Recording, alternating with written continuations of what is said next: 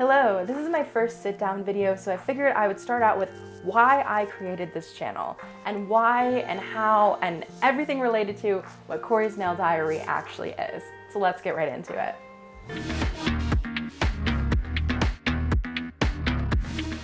So I feel like most people who are on Booktube will notice that my name is a bit different. Yeah, I had originally created this account thinking that I was going to make it a full nail-based account back when I was doing gel nails on TikTok, and it was like getting some views, not crazy views. Since then, I've actually stopped doing gel nails. I do normal nail polish. Today my nails are not done, I'm sorry. But I still do nails, I still love doing nails. I just do it as a hobby, it's fun. Basically instead, with the TikTok ban and everything like that, I decided to create this channel finally and actually post to it and post it as like a my little diary on the internet. So anything that I want to share to the public will be going here. So today I'm basically going to explain why I started posting about books on the internet, and that's it. The short story of it though is that I had some really big 5-star reads, and you're gonna want to stay tuned for them because they were pretty good, just saying. Before we start, let me just give you some background here of me and why I've chose to come on YouTube to talk about books. So this past August, I actually started posting my what I read every month on TikTok just because I saw it was a trend that was going on, and I'm like, I'm reading anyway, I might as well put it somewhere on the internet. And I actually was inspired to do so because when I was on my family vacation in the beginning of August, I read 2 5-star books for me. And anyone who reads knows that like it's so hard to get 2 5-star book reads like right off the bat. And also I brought 3 books with me on vacation, and 2 of them were like absolutely perfect to me. That's insane. Also, I was in a reading slump before that. So, okay. And you know what? Because I'm giving you the background, I'm gonna go grab them. I'm gonna grab the books that made me want to do all of this because I'm giving you the background. I'll be right back. Hi, I'm back. So, in my family vacation last year, I actually brought 4 books. I thought I brought 3, I brought 4. So on the plane there, I read The Villa by Rachel Hawkins.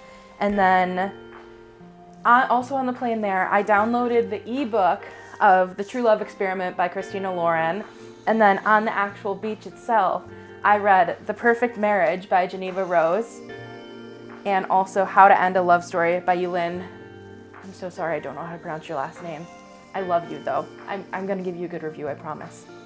So I started the vacation off with The Villa by Rachel Hawkins, and I had started it before the vacation. So it was like I'm on the plane, I'm going to finish my book, here's the book I'm finishing type of thing. I don't have this one physically, it was on my iPad. But this book was about 2 best friends who are both authors, and it was them going off to, I think, Italy to basically go on like this writing retreat together, and the main character author is interested in what happened in the actual villa they're living in.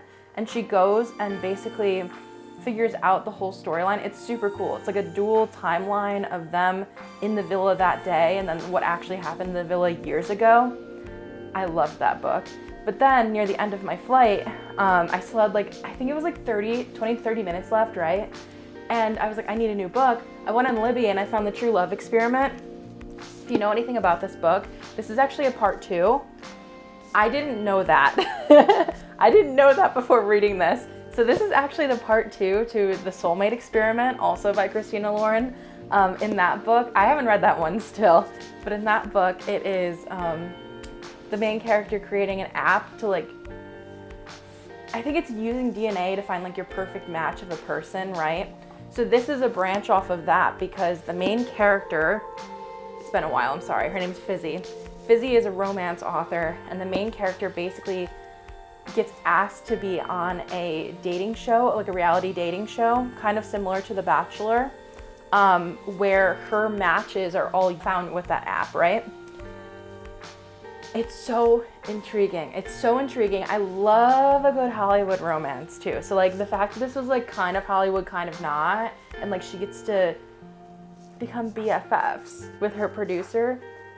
It was so good. I read this book primarily at night because I did not have it in this form, and I was not bringing my iPad out to the beach with me.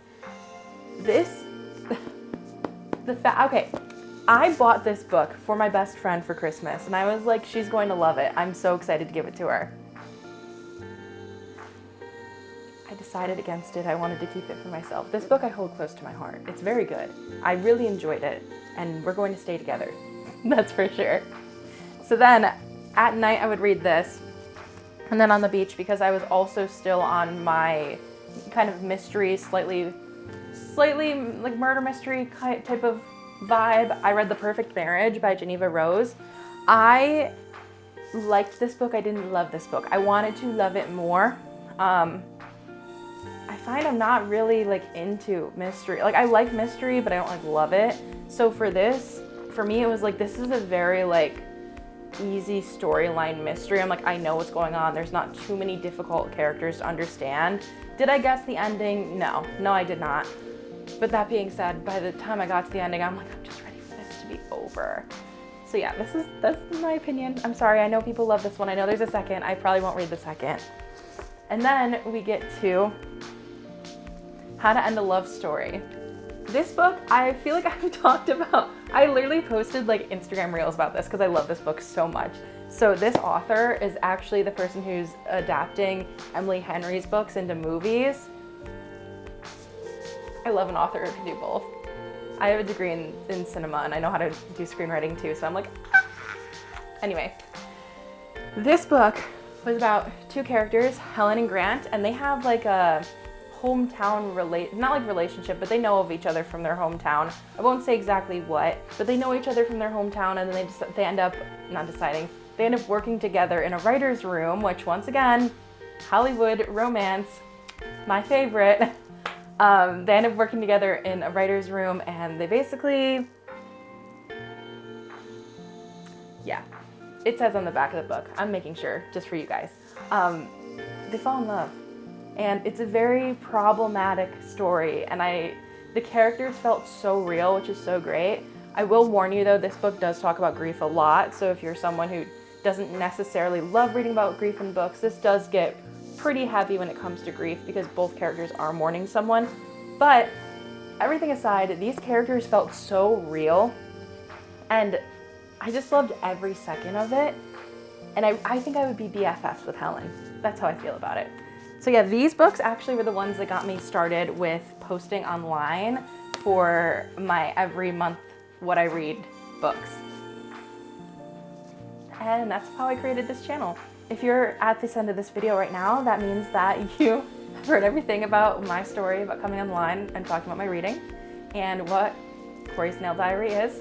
And I'm so happy to have you here. And thank you so much. Please subscribe and check out my Instagram and TikTok. And I'll see you guys there, here, and everywhere. Bye.